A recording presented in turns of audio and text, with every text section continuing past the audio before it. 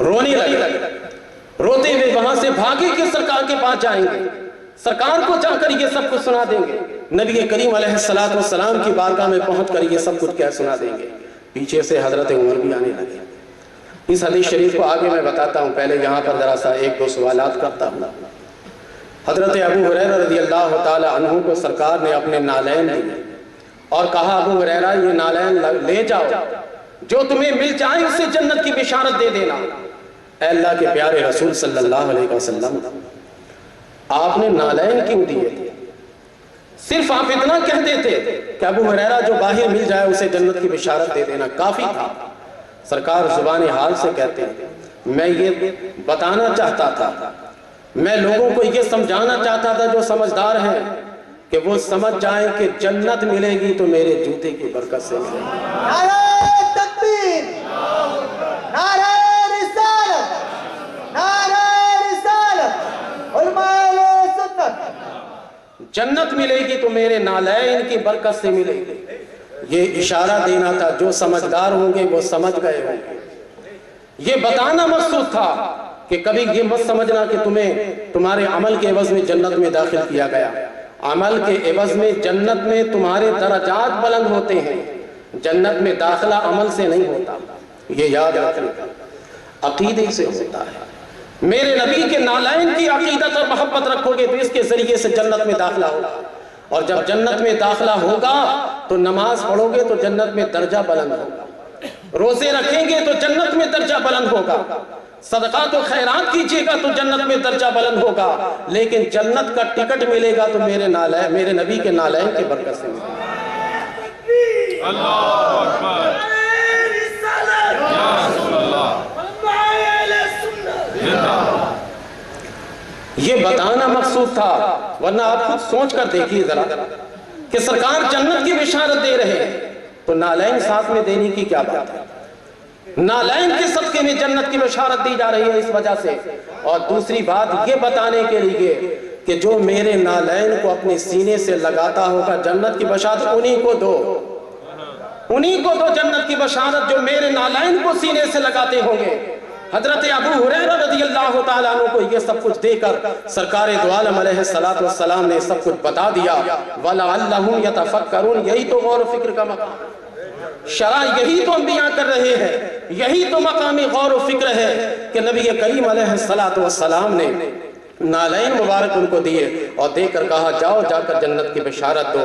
تو حضرت ابو ہریرہ نے اپنے سینے سے سرکار کے نالین کو لگایا تھا، ہم اپنے جھنڈے میں سرکار کے نالین کو لگاتے ہیں، سرکار کے نالین مبارک کی شبیہ جھنڈے میں لگاتے ہیں، اور اپنے سینے میں اپنے بچوں کو بھی نالین کی شبیہ، کیونکہ ہم تو اتنے بدنصیب ہیں کہ ہمیں اوریجنل نالین کہاں سے ملے، ہم تو کافی دور آئے، اور ایسے دور میں آئے کہ ہمارے عشق و محبت پر کفر و شرک کا فتویٰ لگتا ہے۔ ایسے زمانے میں ہم آئے، اگر آج کے زمانے میں کوئی محبت میں رسول کے خون کو پی جائے گا تو وہ مشرک کہلائے گا، قرآن کے خلاف کہنے والا کہلائے گا۔ آج کے زمانے میں اگر رسول کریم صلی اللہ علیہ وسلم کے بول کو کوئی پی لے تو اس پر کتنا بڑا فتویٰ لگ جائے گا، لیکن وہ زمانہ تھا کہ پینے والے کو کوئی لعن طعن نہیں بلکہ پینے والے کو بشارت دی جا رہی ہے، بشارت دی جا رہی ہے پینے والے کو۔ تو نالین شریفین سرکار نے عطا کیے اور کہا کہ اے ابو ہریرہ جاؤ، جا کر جو مل جائے اسے جنت کی بشارت دے دینا اور اس کو جنت کے بارے میں بتا دینا۔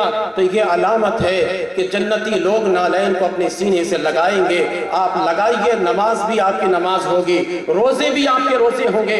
یقین جانیے کہ نالین کے صدقے میں جب سجدے میں جائیے گا تو وہ سجدہ کہلائے گا، نالین لگا کر جب رکوع میں جائیے گا وہ رکوع کہلائے گا، نالین لگا کر جب سینے میں قرآن کی تلاوت کیجئے گا تو قرآن کے اثرات سینے میں اترتے چلے جائیں گے، نالین لگا کر جب آپ قاعدے میں بیٹھ کر السلام علیکہ ایھا النبی کہیے گا تو یقین جانیے کہ جہاں اس نبی کی ذات آپ کے ذہن میں آئے گی وہاں آپ کے ذہن میں یہ بات بھی آئے گی کہ ان کے نالین میرے سینے میں، یہ بات بھی آپ کے ذہن میں آ جائے گی۔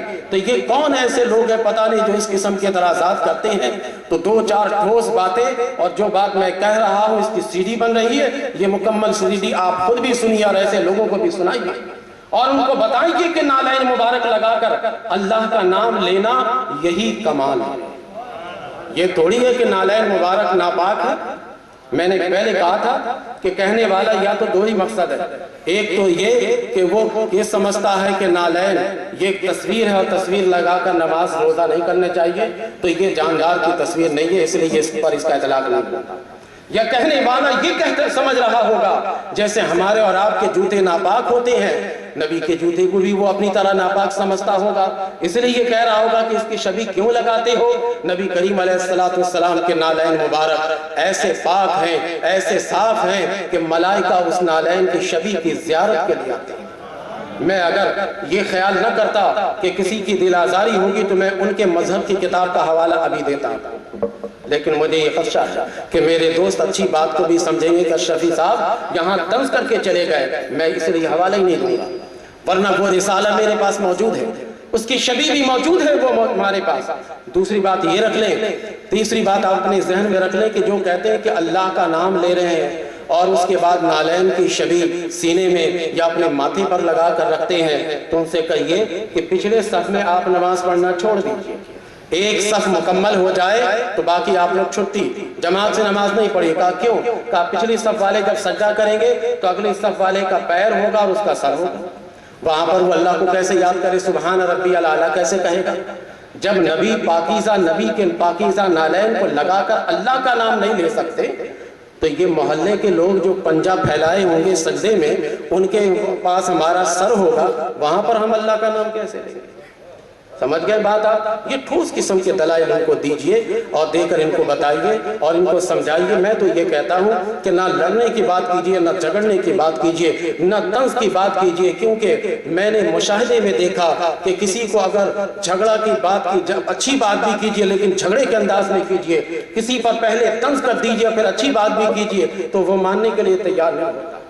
میں نے ایسا کوئی طریقہ اختیار نہیں کیا، صرف آپ کی پرچی آئی اور میں نے اس پرچی کا جواب دے دیا، اتنے پر سمجھ میں آ گئی بات؟ ورنہ دل چاہے تو اسی پر مستقل ایک تقریر میری کروا لیجیے۔